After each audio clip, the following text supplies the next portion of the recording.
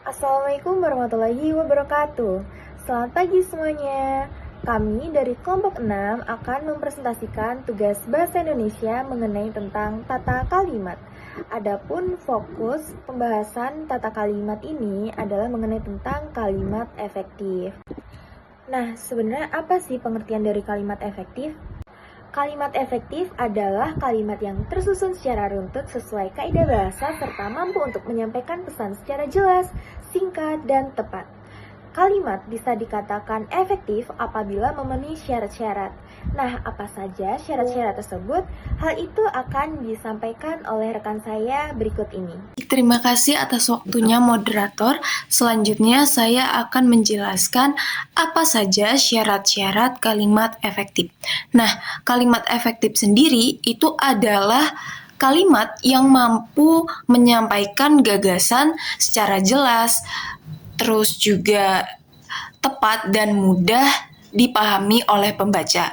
Nah, penggunaan kalimat efektif itu sangat penting dalam penulisan ilmiah karena dia berkaitan dengan ketepatan struktur, makna, dan juga kejelasan informasi. Yang dimana menurut Musdalifah dan kawan-kawan pada 2023 dapat berperan untuk meningkatkan keterampilan menulis karena dia membantu menyampaikan ide itu secara sistematis dan tidak menimbulkan ambiguitas. Adapun syarat-syarat kalimat efektif sebagai berikut. Yang pertama adalah kesepadanan. Apa sih kesepadanan ini?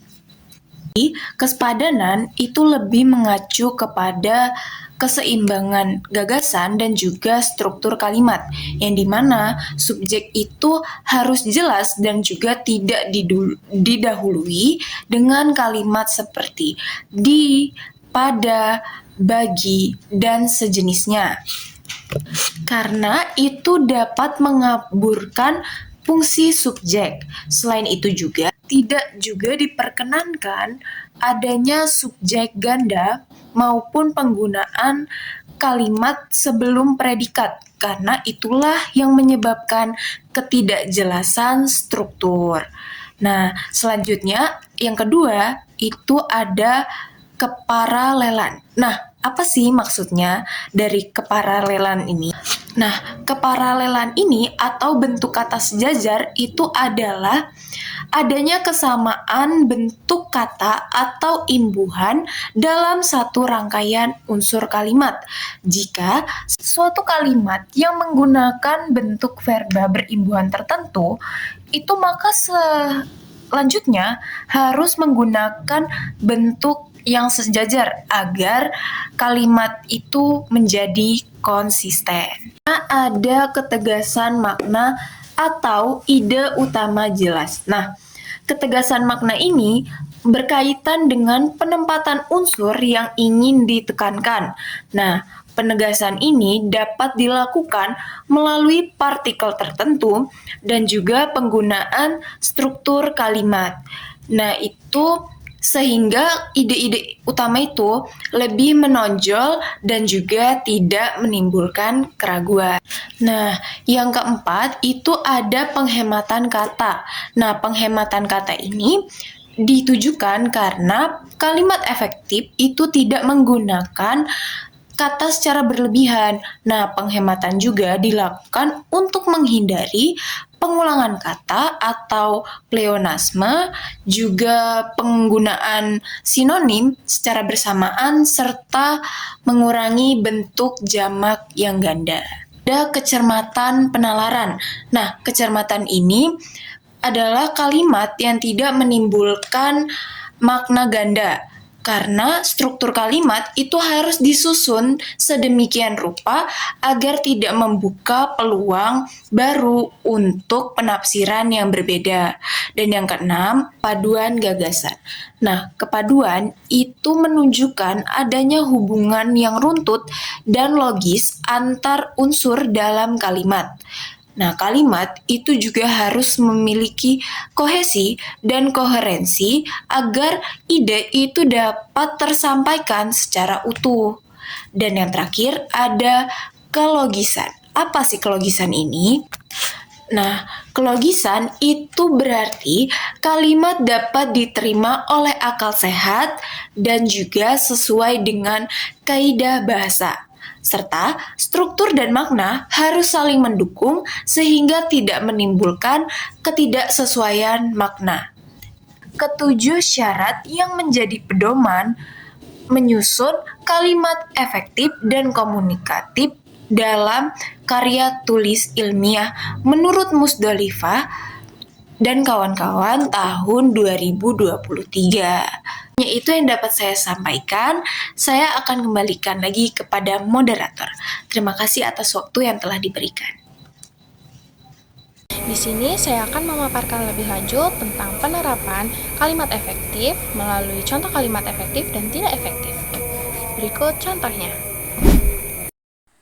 Syarat contoh kalimat efektif yang pertama adalah penghematan kata, yaitu pada kata siswa-siswa atau pengulangan kata siswa tanpa fungsi baru. Cukup satu kali, yaitu siswa atau para siswa. Kalimat efektif menghindari pengulangan kata bermakna sama dan unsur yang sudah tersirat. Syarat contoh kalimat efektif yang kedua yaitu kecermatan penalaran.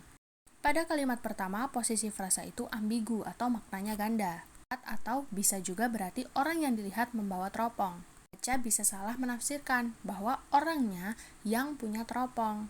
Penempatan keterangan yang menimbulkan makna ganda. Letakkan keterangan sedekat mungkin dengan unsur yang diterangkan. Syarat contoh kalimat efektif yang ketiga yaitu kepaduan gagasan. Kata atau unsur yang membuat tidak padu adalah kata dan, menghubungkan dua gagasan yang tidak setara. Kedua, kata karena menunjukkan sebab padahal yang dimaksud adalah tujuan. Yang ketiga adalah sangat ramai sekali, yaitu pemborosan penegasan. Ketidakpaduan muncul karena konjungsi salah dan hubungan ide tidak logis. Kalimat efektif menyatukan tempat, tujuan secara jelas, yaitu ke pasar yang sangat ramai untuk membeli sayur. Syarat contoh kalimat efektif yang keempat adalah kelogisan. Kata yang membuat tidak logis adalah kata meminum. Kata kerja ini hanya cocok untuk cairan atau minuman, bukan untuk sepeda. Hubungan predikat yaitu meminum dan objek yaitu sepeda tidak masuk akal. Ketidaklogisan terjadi karena pilihan kata kerja tidak sesuai dengan objeknya. Syarat contoh kalimat efektif yang kelima adalah kesepadanan. Kata atau unsur yang membuat tidak sepadan adalah tidak ada subjek. Frasa di kelas itu hanya keterangan tempat, bukan pelaku. Predikat belajar jadi tidak punya pasangan subjek. Kesepadanan rusak karena predikat tidak memiliki subjek yang jelas. Syarat contoh kalimat efektif yang keenam yaitu kepararelan. Kata yang membuat tidak paralel adalah lukisan, yaitu bentuk kata benda, sedangkan membaca dan menulis adalah kata kerja. Bentuk unsur dalam daftar tidak sama. Ketidakparalelan terjadi karena bentuk kata tidak sejenis, yaitu kata kerja menjadi kata benda. Yang terakhir, syarat contoh kalimat efektif, yaitu ketegasan makna. Kata atau unsur yang membuat tidak tegas yaitu dari kalimat yang memenangkan, hanya berupa keterangan, bukan predikat utama. Akibatnya, kalimat terasa menggantung dan tidak menegaskan siapa pemenangnya. Ketidaktegasan muncul karena predikat tidak jelas. Kata lah pada dialah menegaskan makna. Materi yang dapat saya sampaikan, saya kembalikan kepada moderator.